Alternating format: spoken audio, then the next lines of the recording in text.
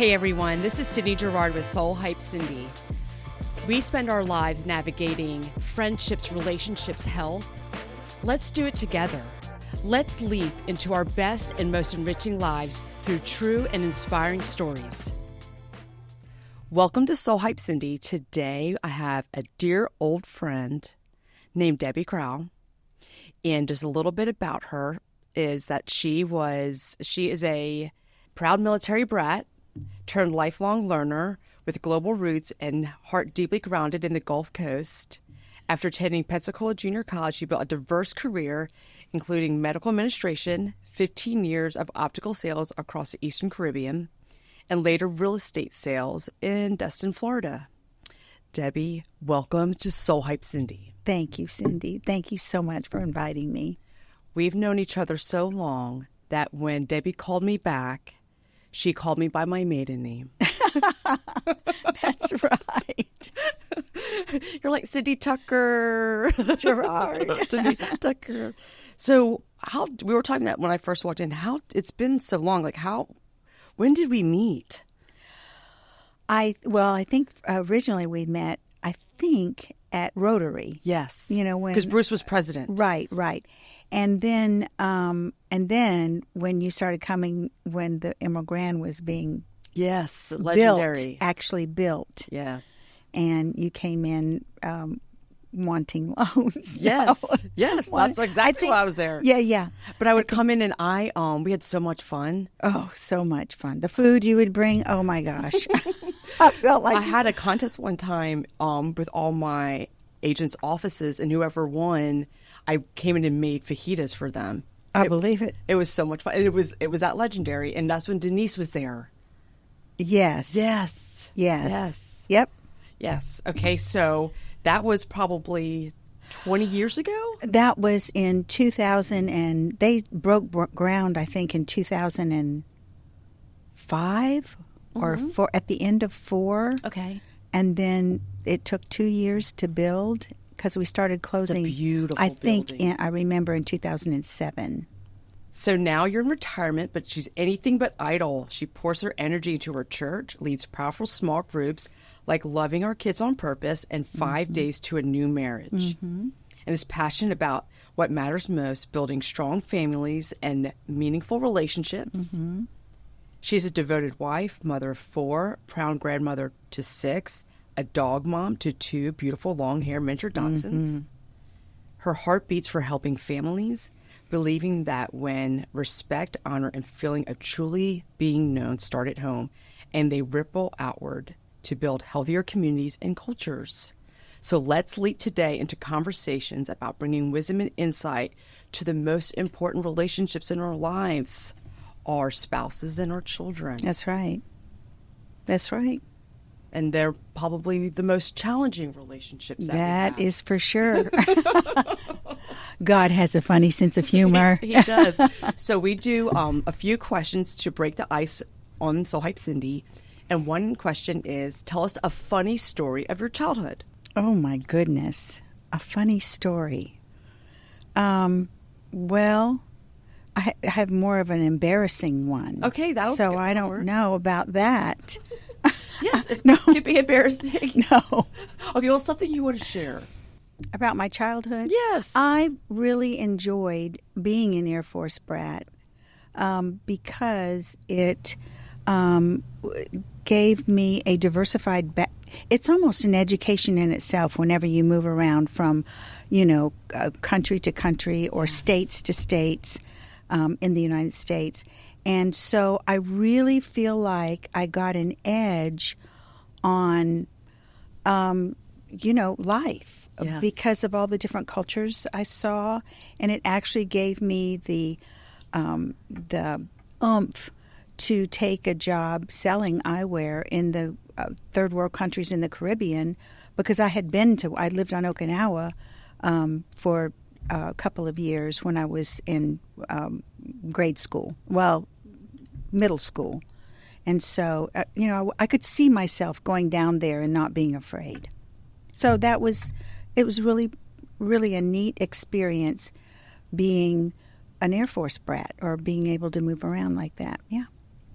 Yeah, I believe the more you move around, the more open-minded I feel. The more you're exposed to. Yes, the more exposed to. Like, I feel that as well. And then the next question is, tell us one thing that you respect about Bruce.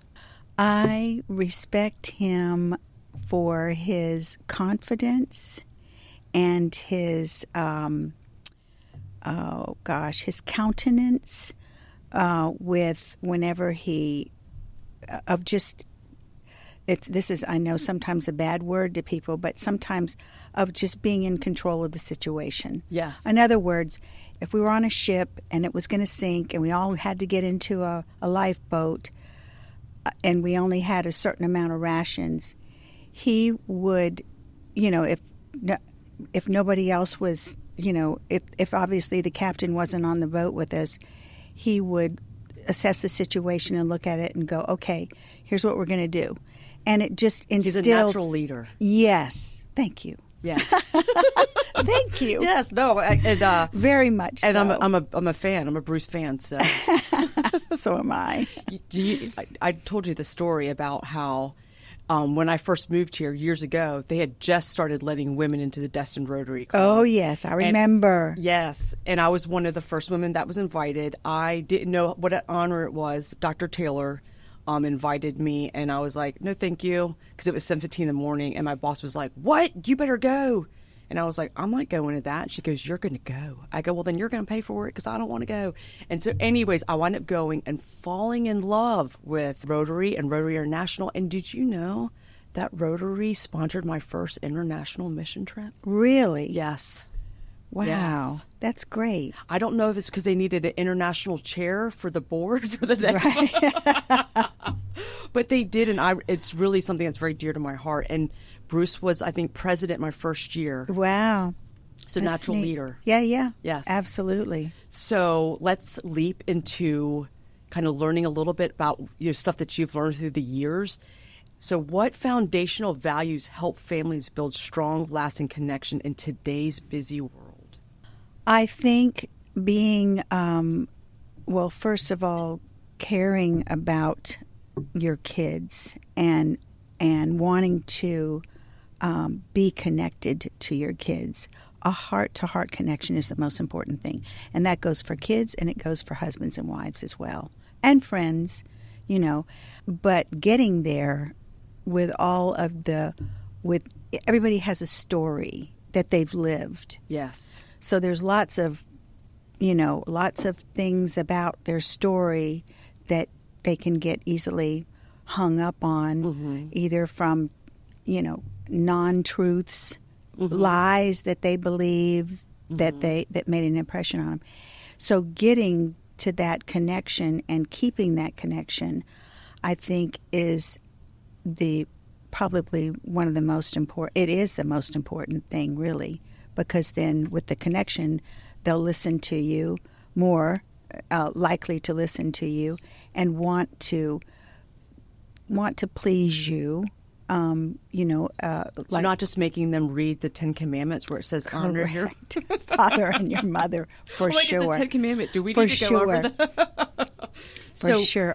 Although there's times throughout the growing up where they go through different stages. So, that's going to come whether we like it or not, no matter how much connection you have with them. Yes. But the sooner you can build a heart-to-heart, connection with them and let them feel like you know them, that you care about what they think and how they think, it helps you to have a better plan for how to handle all of that stuff, all of that thinking and their values. You can't tell them how to think or what to think, but you can certainly influence them or try to influence them, with the first and foremost thing of caring about them and wanting to have that heart-to-heart connection. So how can parents, just in general, basic advice on how to have that heart-to-heart, like what intention, like what actual actions could someone do to be intentional about that heart-to-heart connection with their child? Sure. And you could do it at different stages too, or is it pretty? Or the basics are the same? Or the basics oh the no, same? because hey, we forget. Yes, we live with them every day, but we forget. You know, I think you can start with how they receive and feel love, like the 5 love languages. Yeah. Yes. How does your child or how does your husband? What's important to them, as far as being able to receive and feel love? That's basic. And I forget that. I forget that with my own kids. I forget that with my husband. And it's just that I think that's where you can start. Yes. So for those that may not know what that is, there's a book by Gary Chapman. Right. It's called The 5 Love Languages, and they are words of affirmation, quality time, Touch, physical touch, gifts, and acts of service. What's your love language? Mine would be words of affirmation. Okay. And quality time. Okay. Mine's definitely quality time, and my husband's is words of affirmation. Oh, wow. Yes. And of course, we can never give them enough. I have to be very intentional about it. Yes. I have to be very intentional about it. I will almost have to be somewhere else. Somebody's like, man, your husband's awesome. And I'm like, you know what? Because you don't live with him. Like, he is awesome. But it almost, for me, it's almost like I need to hear it from somebody else. Like, I'm in this cohort thing, and they were, they're like, your husband's just being 100% supportive and is not, like, questioning. Yeah, I'm like, no. They're like, he's giving you, like, all the freedom. And I'm like, yep. And they're like, dude, that's really rare and awesome. And I'm like, oh. So then I have to be intentional when I go home, and I'll have to say, I want you to know, like, I'm not as aware as I could be of so. I think a lot of times we feel it and we think it, but we don't say it. Mm-hmm. You know what I mean? Yes. We don't say it, and words are pretty important. So the 5 love languages, and there's actually, and I have not done this with my daughters, because I feel like I already know what those are. But my friend told me, she's like, there's a book for children. For teenagers. Oh, there's one for teenagers? Yeah. Oh, okay, good. At least that's what I understand. Yes. Yeah. I think there's one for children and for teenagers. Mm-hmm. So does your love language change? Can it change, or is it usually pretty much stays the same? I think we have more than 2. Okay. But there's 2. Yes. Do you remember Denise's, what she said? And we have to send her this podcast. No. We were going over it. You were going over it in the office. We were all talking about it. And we're like, Denise, you need to read it. You need to read it. And she read it. And she was like, mine's all 5. What does that mean? I was like, you're needy. Or she said it. She goes, I'm needy. No, you know whose is all 5? This is crazy, kind of kooky. But dogs.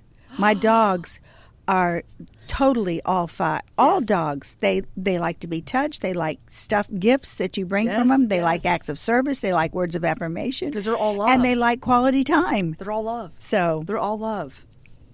Okay, so this question is really dear to me because I feel like I've ended up okay. And so with parenting, sometimes I'm like, well, I did that, or my parents did that. And so this next question is, how can parents shift from control-based parenting to connection-based parenting and still maintain healthy boundaries? Oh, boy. Well, I think the first thing you have to do is be self-aware. You got to be aware of how you talk. I think tonality is everything. That's my tonality is everything. Really, and you got to come alongside of them whenever you are talking with them, like you're this, counselor, or talk to them, not down to them, but, talk to them like you are a helper. You're a helper. You're a helper. Like you're a friend. I mean, I know parents can't be your friend, but you've got to but you've got to make sense to them. You got to get on their level to where you. My husband's way better about that than me. In a gentle, judgmental, non-expectational tone. Just, and the same thing with husbands. I mean, with wives and husbands. You got to be careful about your tone. Because what they receive might not necessarily, what they're going to be filtering through their story. So Dr. Taylor did my premarital, did my divorce counseling when I got divorced, and then did my premarital counseling and did postmarital counseling for me. And he told me, he's like, you can still be wrong. He said, you can still be wrong.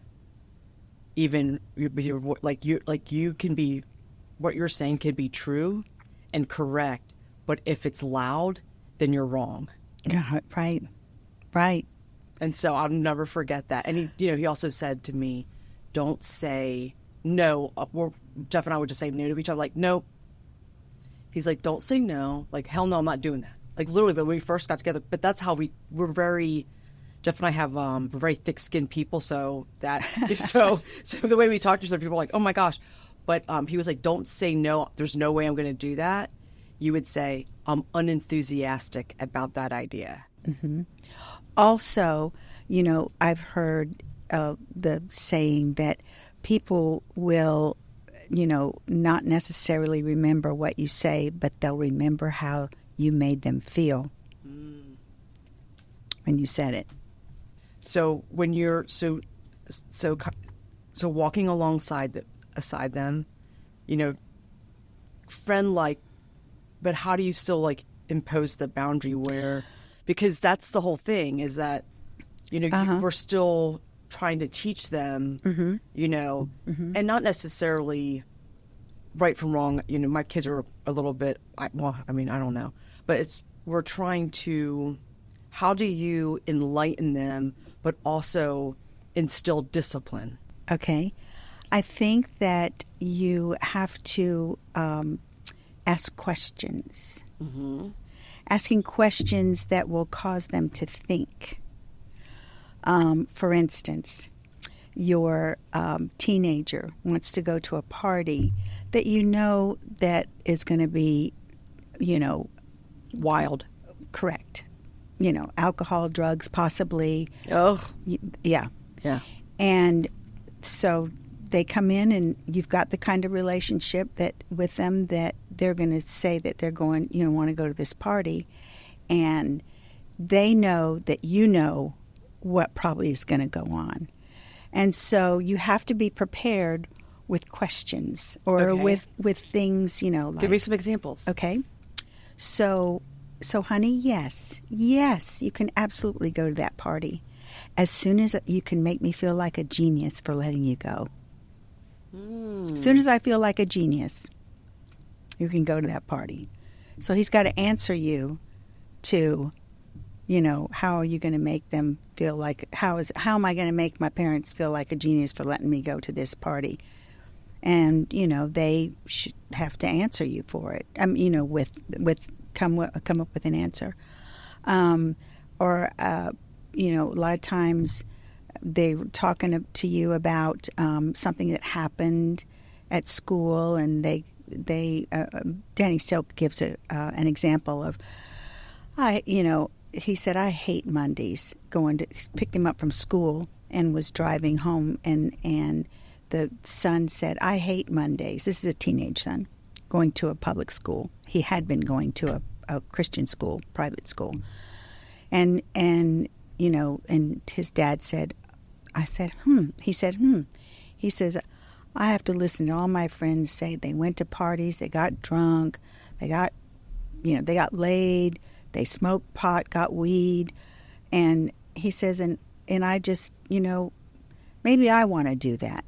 And his dad said, how's that going to work out for you? How do you think that's going to work out for you? And depending on, again, by having that connection, even though you want the discipline and the boundaries, you just got to help them think, because him saying that gives him the opportunity to continue to say how he feels or how it would really work out for him. Not so good, It's fleeting. Yes. It's fleeting. It's fleeting. Hey guys, I'm Stephanie from Healthy, Well, and Good. I'm so glad Cindy introduced me to Make Wellness. My favorite collection is their Muscle and Metabolic collection. Fit, lean, and hydrated. I take it every day. Take it for 2 weeks, see if you like it. I love it. I'm hooked. I think you guys will love it too. You know, for me, I'm so highly social, so I love a party. And so, but my mom would tell me, she goes, Cindy, you don't need alcohol to have a good time. So you could do what's called the pour sip. And I was like, what's that? She could pour out the alcohol and then take a sip, or pour it out and drink water. And I was like, huh? And so, but you know, I try to tell somebody else that, they're like, that's not. Yeah, and you also do it with little kids too. You know, you give them choices. Choices with teenagers too, and then if they disobey the choices, you know, then you give them the consequences, and the consequences is usually not punishment. It should be a natural consequence. I mean, they're the ones that chose. They had the choice of what to do. I mean, maybe you would tell them what time to be in, or maybe you would, you know, whatever your criteria is for feeling safe as a parent. Okay. And then you give them choices, and if they disobey or whatever, aren't obedient to it, then you know there's consequences, and the consequences are usually something that is due to their disobedience. You know, one of the things that so let's if I may give you an example. So, and my children are still in middle school and younger, 12 and younger, so they're not there yet. But say that your daughter or son, you say you can go to the party, you allow them to go to the party, but you're not allowed to have any alcohol. Correct. And they come home and they're highly intoxicated. Mm-hmm. So you just don't give them Gatorade, or so they come home on time, but they're highly intoxicated, and you know they're intoxicated because you've seen it before. Mm-hmm. What would be a natural consequences to allow, like, you wouldn't ground them? Well, I probably would not let them do something that they want to do the next time. Like, even if it's going to, you know, a baseball game practice or football practice, you know, that's a consequence. That's a tough consequence. Yes. That's the problem. Parents hate to see their kids struggle. Yeah. So, you know, so it's like, okay, well, it was okay for you. Nope. The consequences are the next time you want to go somewhere, you won't be going. And I don't care where, you know, you can't say, and I don't care where it is. You just say you won't be going. Then when it comes up and they're ready to go for their football practice or whatever, you remember that? Remember what I told you that you know, if you do come home, you know, drunk or whatever, that you won't be going anywhere. That the next time you want to go somewhere. I mean, it's consequence, and it might be more than that. It might be for a week or something, you know. So I would imagine that some common ways that couples drift apart is, you know, because of and I've heard this among a lot of my friends, and including us, Jeff and I are in this group too. A lot of couples disagree on how to discipline the children based upon the story that they tell themselves. So when that comes up, and then I feel that because of that disagreement in disciplining their children, they start to drift apart. So what are some ways that couples can acknowledge that and course correct? Well, I think that you have to have a conversation with your spouse about it, and try to come up with a solution together that will cause you to stick together because you're on the same team. Yes. You have to, you know, I think you should pray about it together. I think that you should talk about what are some of the ideas of how to accomplish what you guys are wanting to do with the discipline. I think you should then be willing to try it, agree to try it, because you're on the same team. You're not gonna, and then be willing to look at it afterwards, later on, and see, talk about how that worked out for you or for them too. Mm-hmm. But you need to agree to be, when you turn against one another, then you lose. Yes. Well, everyone loses. Yeah. The kids lose. Everyone loses. Yeah. Yes. Yes. Well, it's funny because, like you were saying, everybody has a story. Yes, they do. And so they filter it through. They filter it through the story. Mm-hmm. And so I know that I think it's easy sometimes to, especially like, and I'll to be just very honest, like for me, I'm like, you don't understand. It's a girl. Like, you don't understand what it's like to be a girl. And then I kind of get a little high horsey a little bit. I could get up there, and so, but like, you don't understand, like, you're not a girl, and but my husband, he does. I'll say this: he does a really good job of like reading, like, and there's a lot of people that have poured into him and given him books, even on like sons. Sure. They've given him books, and he's like, I read this book, and this is what, so that he's been given resources. Sure. And he always wants to share. But we went to this conference one time, and we met this guy, and I was pregnant, and he's like, I want to send you a book, and it's called She Calls Me Daddy. And he always goes back to that book. It's such a good book, and about, he's like, you need to read. So my friend's like, your husband's reading a book on like teenagers, and, because he's like, you need to read, because I think I'm speaking for myself, but I would imagine a lot of people, you just go back to that place of your life. I go back to when I was like 13, and like what worked then, and I kind of put that into like what that is, what's correct, even though it may not be correct. So I'm working on that personally. Yeah. You might be influencing, your daughter to how you think that it should be, and not necessarily how she would, maybe even how she feels or how she sees it. So yeah, we have to be more. More is, a lot of times, more is caught than taught. Yes. I really I read this thing about how your kids. Well, my friend was like, well, was talking about something. I said, look, I read this thing one time. Says just like your kids can't fool you. You can't fool your kids. Mm-mm. Like, they know when there's strife between the husband and wife.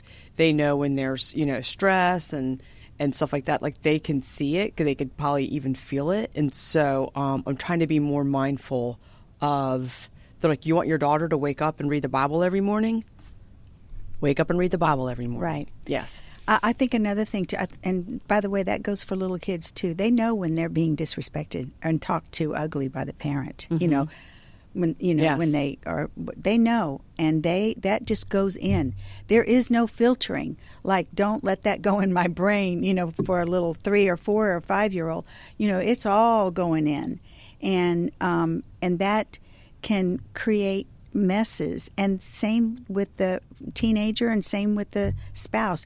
You can, the way you talk to someone, and the words that you use, and the tonality that you use, I'm back to that again, is so, it creates messes. It creates a mess. And so if you just pick up from there and go on without either addressing it or apologizing, or, hey, a mess has been created between the two of us, and I don't really care. This is me talking now. I don't care who's at fault. But recognizing that and coming into agreement with that. And the message is, there's nothing more important to me than us being connected. And if we're emotionally disconnected, spiritually disconnected, that's not okay.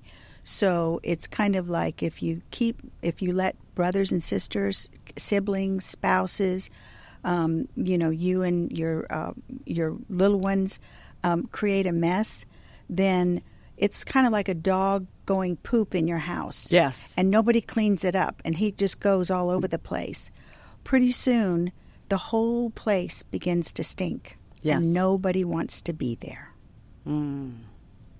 So, it's really, really important to address the messes or the disconnect that you have with your kids, even if they might not feel disconnected, but they'll see your heart when you come to them and, want to make sure that they're, that you care. It's so interesting because, the generation, like how I was raised, I think my, first of all, I have great parents, and I had a wonderful father who's now passed, and I have a wonderful mother, and I have a great relationship with my parents. I love my parents, but I cannot really remember many apologies from my parents to me. I mean, one time my father apologized to me, and the truth is I was a total jerk and I deserved it, and he apologized to me, and I was like, I was a total jerk, I deserved it, Dad. So like, it was where he probably didn't really feel, because like his generation definitely didn't apologize to their kids. No. And so with Love and Respect, Jeff and I have done several Love and Respect things by Dr. Emerson Eggerichs. And it said in there, if you disrespect your husband in front of your children, to apologize in front of your children. Yes. Like it's something that, absolutely. And that was really hard for me. That was really hard for me. Yeah. Parents have this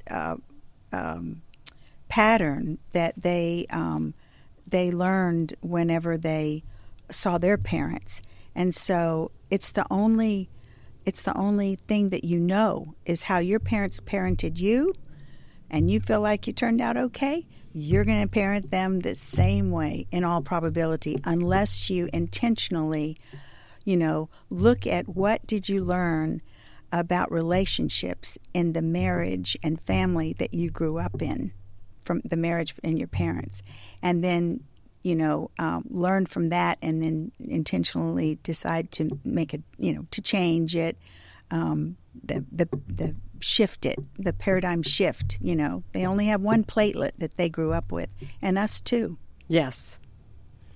So how do respect and honor play out practically in everyday life? Like, so after you clean the mess, like how to be almost proactive about it? Like, what are some things that you would say to parents about being intentional within the home? Just some practical things that really bring families kind of together and connectivity. I think showing them your heart, opening up your heart and showing them your heart. Like how would you open up and show your heart? If they did something that hurt your feelings, I know with adult children, I sometimes will let things go that one of my kids will say to me.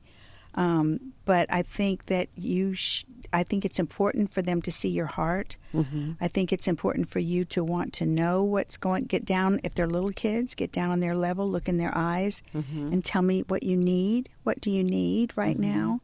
And I think asking questions and all of that sends the message that you're important to me and I care very much about you. And they will think about that when they're at that party with the drugs and the alcohol, about how much they will know the connection, the heart-to-heart connection that you have with your parents, and it will mean something to them. And that hopefully will help guide them in making their decision about what they're going to do. Does that make sense? It does. It does. Just kind of getting on their level, kind of meeting them where they are. Well, and showing your heart to them. I mean, opening up your heart and letting them know how you feel.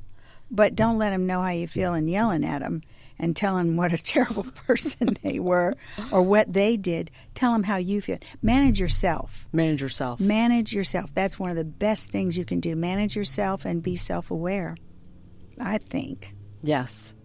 I think that I thought that I had self-awareness until I'm going through this, the Fellows Institute, Halftime Fellows Institute out of Dallas, and they do all these personality tests and all this stuff. And I'm like, is that really, just like, oh yeah, 100%.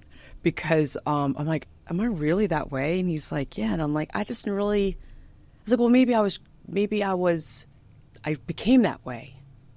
And he's like, I don't know, some of the stories, it's kind of interesting that who we are is kind of who we are. God designed us a very specific way. Mm-hmm. And he's always wanting us to grow mm-hmm. and to be better. For sure. And so, so self-awareness is really important. So what are some, for people that out there that may not have done a personality test or have a personal coach or have all this insight that's been given to them from people, like what are some ways that they can, find out a little more to be self-aware of how they could become, more Better. intentional? Right. And I think honestly, you first have to go to the Word, and you put it up against the Word and find out what God has to say about it. mm-hmm. And for those that don't know what the Word is, it's the Bible. Because not everybody knows what we use that term as Christians use that term. Right. But yes, the Bible. And I'll tell you that I'm reading Isaiah right now, and I am kind of blown away by how he's really speaking to me right now in Isaiah, and I'm really enjoying that time. I do that every morning. I read the Bible, and I have prayer time and journaling time, and I really like it. And sometimes whenever you have a intense fellowship with your husband or your children, okay, you call it intense fellowship, yeah, as an argument, yes, yeah, okay. You have intense fellowship. A lot of times, especially if it's very, very intense, I find myself going, why do I feel that way? Why do I feel this way? Or maybe it's, maybe you want to blame them. But then you really ask yourself, why am I being this way? Mm-hmm. And a lot of times it is from the lies that you believe, that you've come to partner with the enemy of your soul. Mm-hmm. And then, if you'll ask yourself, but what's the truth? And the truth is about how God sees you and your identity in Him. Mm-hmm. I mean, it just is. And that you're period. beloved. That you're beloved. Yes. That you're beloved. Yes. That's just it's the truth. I mean, you think about your kids and how much you love them, and no matter what they do, you still adore them and love them, no matter what. I don't care how old they are either. And yes, that's the way what God feels about us. It's not like you turn 50 and He's like, all right, I'm done with you. Right. No, they're your child. We're God's child, Mm-hmm. and He, He's the one that wanted a family. Adam and Eve started it. So, that's how important our families are to Him. It's so funny to, we're talking about how much we love our dog. We have a little, her name is Frances Cecilia. And we're talking about, she's like, oh, I just love her so much. I love her so much. I'm like, can you believe how much you love that dog? Mm-hmm. And I was like, and then how much more God loves us. Yeah. Like, that's like, it's like, you can't, it's like, multiply it. Yeah. So what are some ways, practical practices, besides kind of like getting down their level, kind of heartfelt conversations? What is like one of your favorite parenting books? Do you have a favorite, or like a top one or two favorite parenting books, or is it for different ages? Or there's the book out that the class is. It's called "Loving Our Kids on Purpose," and by Danny Silk, and I think it's exceptional because it gives all kinds of information out. Also, there's a guy, a father and a son that's out in, I think, Colorado. This is where Danny Silk got his information from to start this new way of parenting, and it's called Love and Logic. Love and Logic. Love and Logic. How do you spell his last name for the listeners that are listening?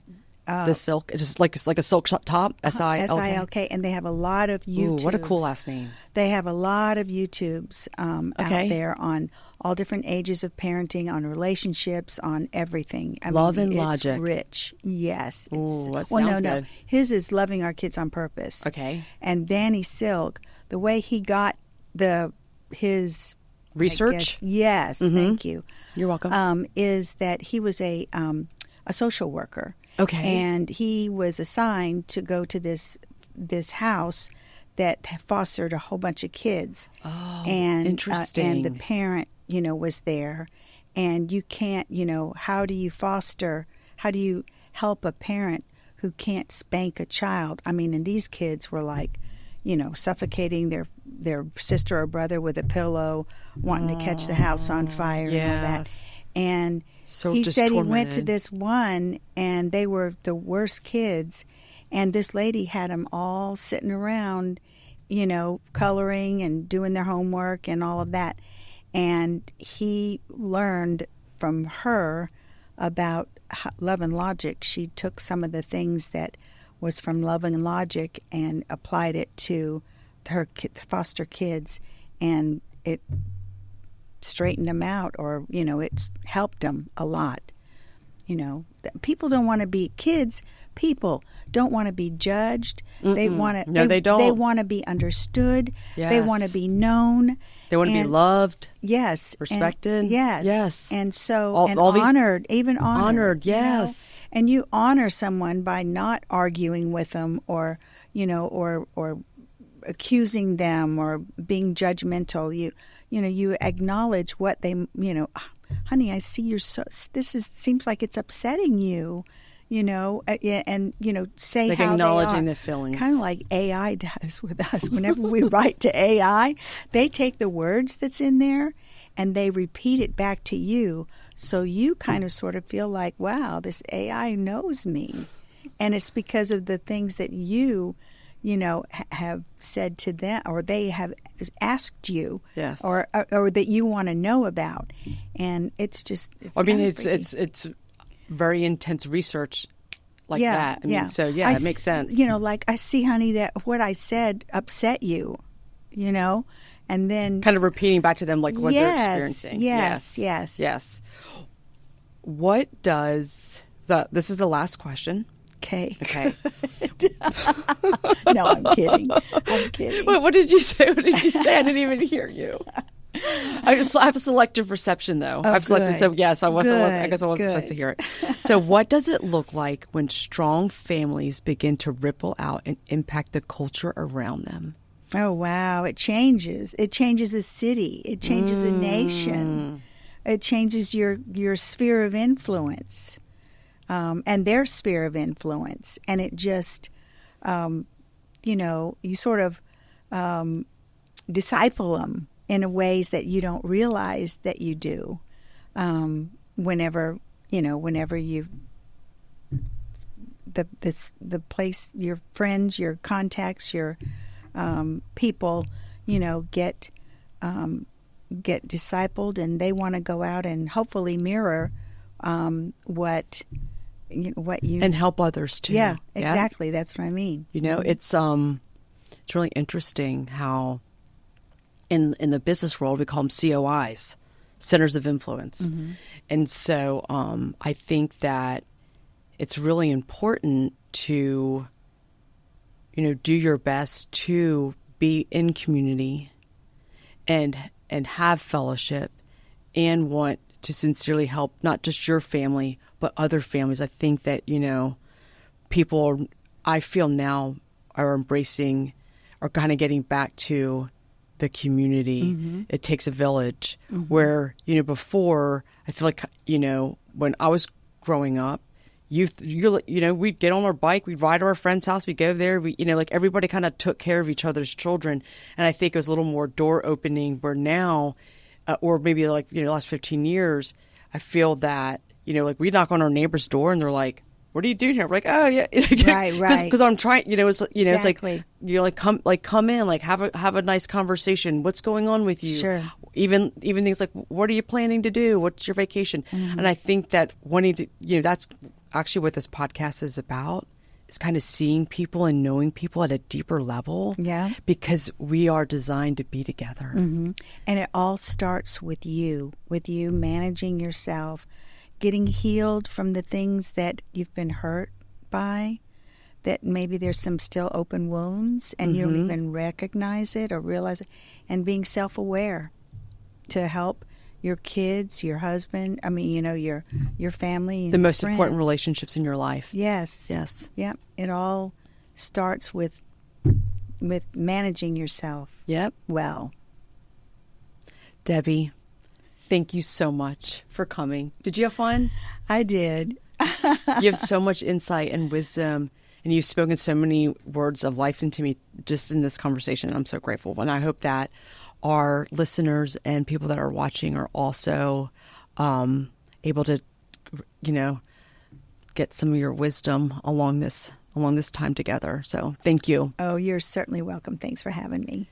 Thank you for joining us. Thank you for spending your time with us. Hope that you have received some insight and some practical ways for you to have some of the most meaningful relationships that are the most important in your life and in your future. Thank you. Thank you so much for spending your time with me today. Please like, subscribe, and follow Soul Hype Cindy.